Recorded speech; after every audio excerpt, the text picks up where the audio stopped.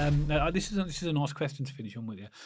As a fan collecting Birmingham shirts myself, both past and present, I'm intrigued to know what you would say are your personal top 3 favourite shirts of all time, home or away, just for a bit of fun.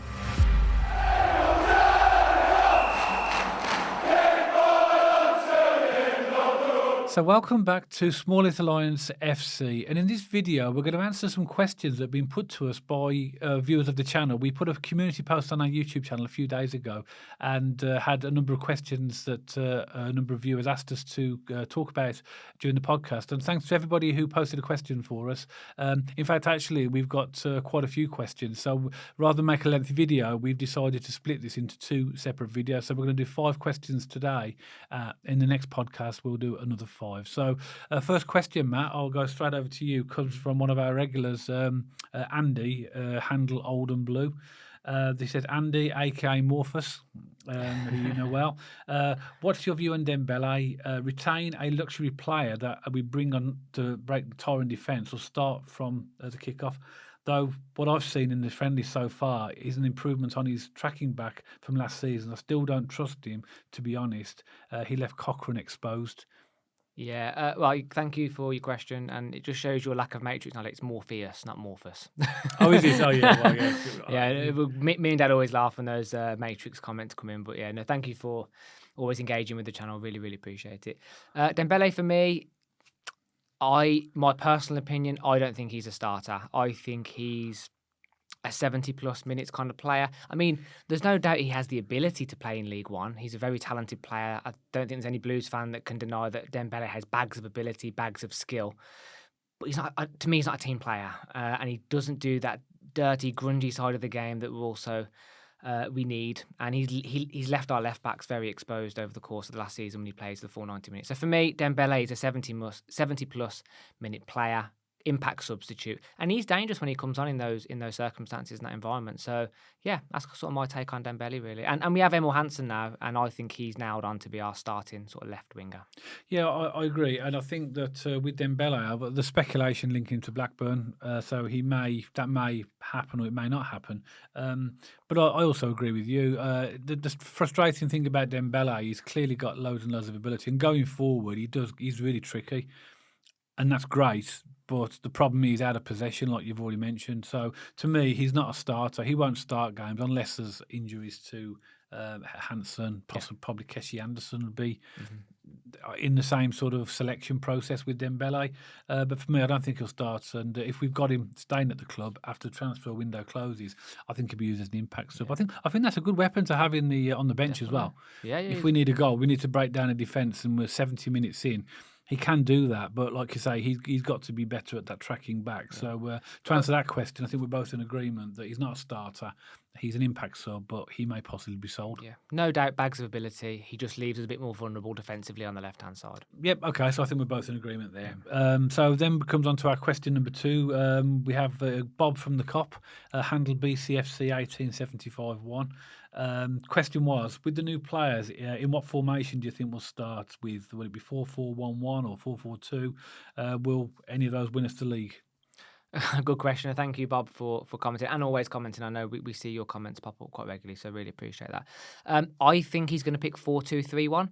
That's what the majority of our managers picked last year. It's a very popular modern formation. And it is a good formation when you're playing Chris Davies' style of football. You can catch teams really well if you're good at the high, fast-paced press. So for me, the 4-2-3-1 in the offensive side of the game, and as we've already seen in the pre-season friendlies, in the defensive side of the game, we'll adapt our formation and strategy depending on who we're playing. Because I've seen a few times out of possession, Laird's been quite central, sometimes high up, sometimes I've noticed various other positions changing in the defensive side of the game. But for me, the core setup will be 4-2-3-1, and then defensively there'll be some changes as we adapt as well. Yeah, that's what we've seen in pre-season. That's what we did see last season with our managers trying to play that system. I think, as you mentioned, it's a very, very popular system because it does give that attacking ability, gives you the freedom of wing backs, and obviously solidifies defence as well. I think we'll start with 4-2-3-1. But what I like about Chris Davies, though, you just feel that he can adapt. You know that tactically he will consider what's going on in the game, read a game.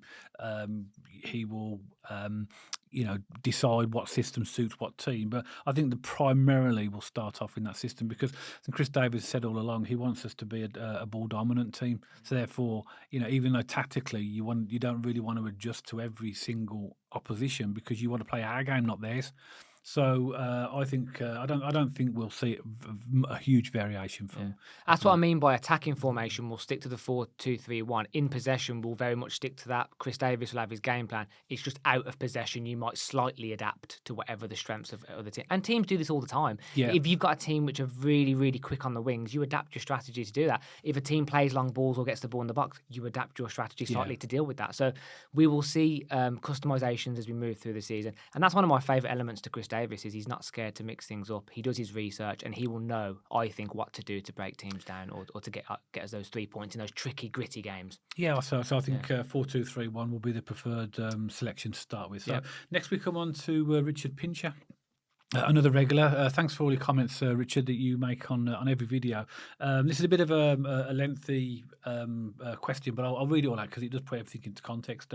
With all the works that have already been done at St Andrews, which we all agree looks incredible, and with further improvements steaming ahead, once it's all done, St Andrews will be amazing, a home ground to be proud of. So on that basis, I'd like to know your thoughts on the following. Do you think the plans for the new stadium will still go ahead, or do you think there's any possibility of Blues staying at St Andrews and increasing the capacity? I appreciate that there are a number of factors that make it difficult, unlikely, and in some areas of the ground impossible. Do you think that staying at St Andrews is something that could happen or not? You think that the new stadium will be 100% go ahead and in the not too distant future? And if so, which season do you think it will be? Good question. And Richard, as Dad said, thank you for always leaving comments and engaging with the channel. This is a really good one. And I have no doubt they have full plans for the new stadium. And for me, no one loves St Andrews more than me. It's all I've ever known. I love that place. It's really nostalgic for me. Wonderful memories over the years, Dad. And you've been a Blues fan a lot longer than me, so I'm sure you even have. And some of the older fans have even more of a connection with St Andrews than my generation do. But it's old, and we have planning restrictions on one side of the stadium. It's not ideal in terms of location at the moment, in terms of traffic and congestion and all the different problems, which a lot of Blues fans know we have around St Andrews. And Knighthead have vision. They will want to create this entertainment hub of Birmingham. They want concerts. They want NFL games, England games, big revenue ticket events. They want that. That's going to be part of the package that comes with Birmingham City. So I have no doubt that we will be in a new stadium. I think the momentum has slowed down slightly on that, and rightly so, because they want to focus on getting us back into the Championship and rising up the leagues, and I think that's the right strategy to do. I think the buzz has lowered a little bit over this past 6 months with the nature of relegation. I have no doubt that we'll be in a new stadium. It pains me to say that because I love St Andrews. I have an attachment to that stadium, as we all do. But with Knighthead and the vision they have, the question also said season, didn't it? Somewhere 5 to 6 years, I think, would be reasonable for a new stadium, but I don't know what's in the owner's head. I mean, to be fair, Dad, you're a fully qualified building surveyor. I guess you'd be more qualified in terms of timelines, but I have no doubt we'll be in a new stadium.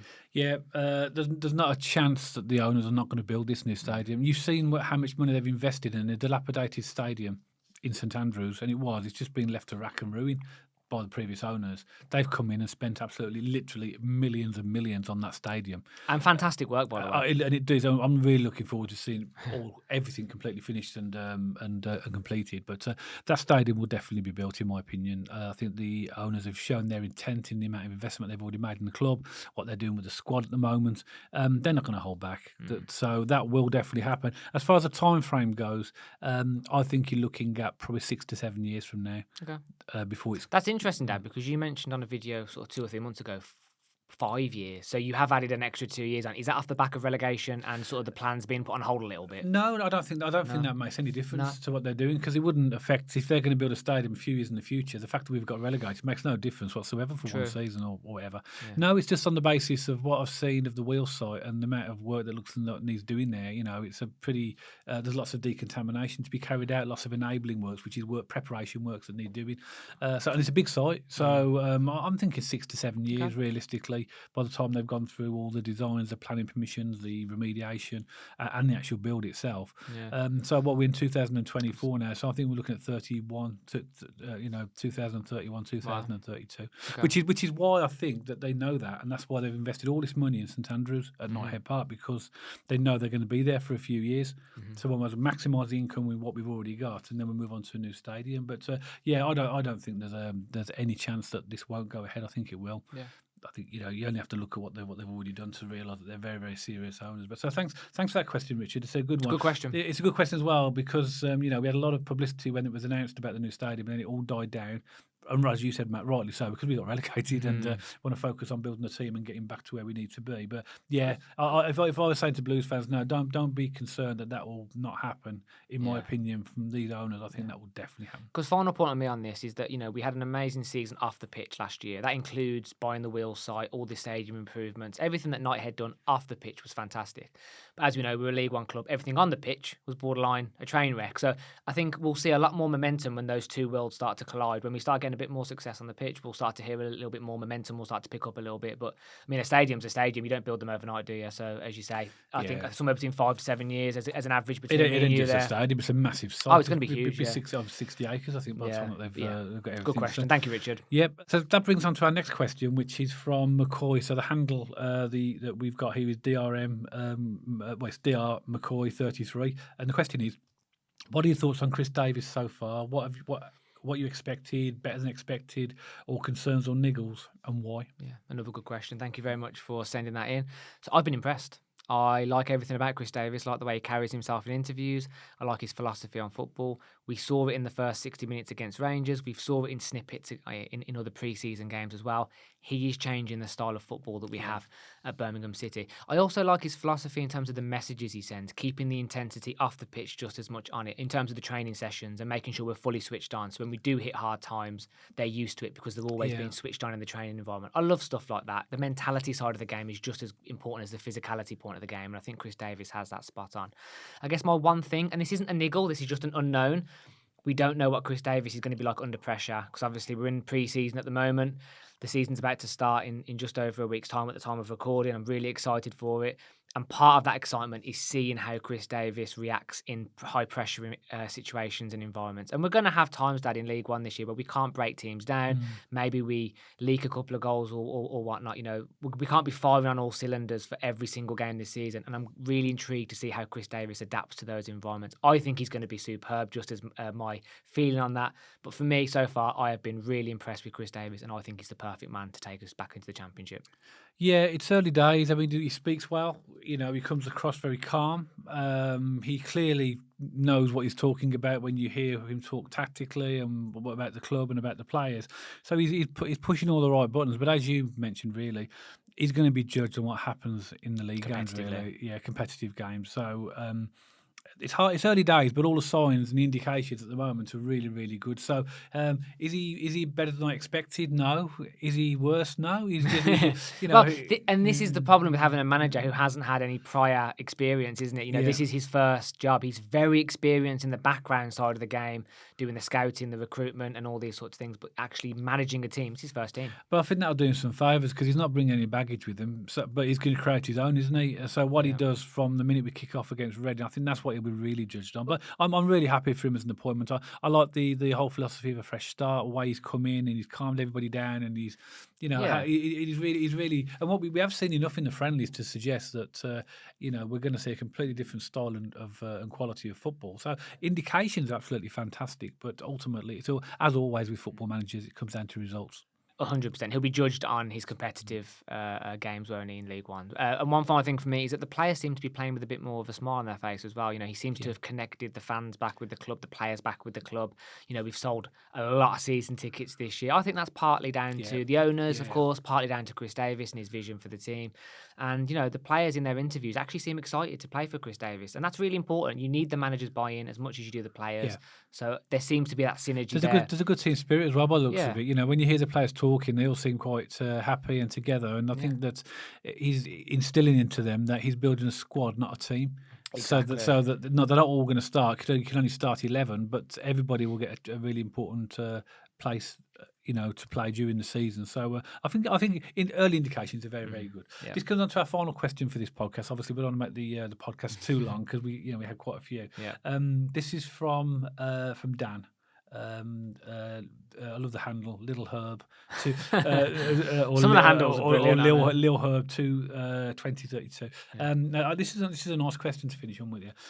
As a fan collecting Birmingham shirts myself, both past and present, I'm intrigued to know what you would say are your personal top 3 favourite shirts of all time, home or away, just for a bit of fun. Yeah, That's from Dan. It's a good question as well. Bit more of a light-hearted Actually, note. we're going to just obviously tell you what ours are in a moment, but let us know in the comments below, Blues fans, what your 3 favourite home and away shirts, just a year, and just describe it a little bit, because we've had some really good, we've had some crazy shirts as well. We've had some really good ones as well. We've had them on all sides of the spectrum. We've had some incredible ones, and we've had some absolutely honking ones over the years, haven't we? I think most clubs would admit they've had some really classy professional shirts, and they've had some absolute just crazy stonkers, moments. Yeah, absolute stinkers. Yeah. So do you want to do your 3, 2, 1? Just yeah, and I'll do mine afterwards. So what's your? So you just do all your 3, 2, and then 1. Yeah. So in number 3 is the good old 1972 Trevor. I think that just looks clean. It's professional. I just love the simplistic look of it. Yeah. And when you think of that kit, you just immediately think Trevor Francis, don't you? So it has that nostalgia hit for me as well. So that's my number 3. Okay.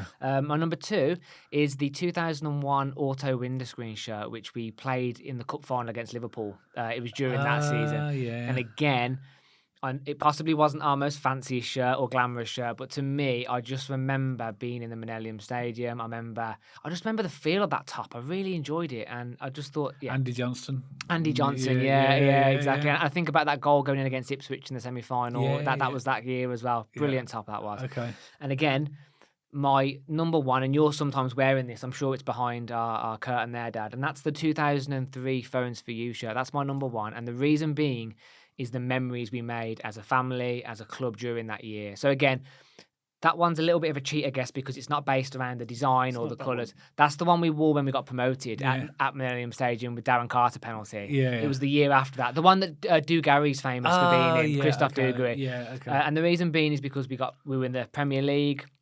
We had those wins against Villa. I was fortunate enough to get tickets from a friend at school, so I saw quite a few away stadiums, and it was just the memories we made as a club with that shirt was incredible for me. So there's your that's my top 3. Yeah, interesting. Well, also, and that one just missed out, by the way. I don't know whether people call that the penguin shirt or the striped shirt. No, that's not the penguin. That's the penguin shirt. Yeah. But that was close, and that one's quite a polarizing one. People either seem to love that one or hate that one, but that one just missed out for me. Yeah. Okay. So my top 3. So for a fact that in one of my selections, I'm going to have a yellow away top. I just love yellow away tops. I was praying. I don't mind this one. And Richard Pincher, if you are watching, I can confirm this is actually Sequoia, which is a very, very dark green. Because I like you, Richard. I thought it was black until I actually got it.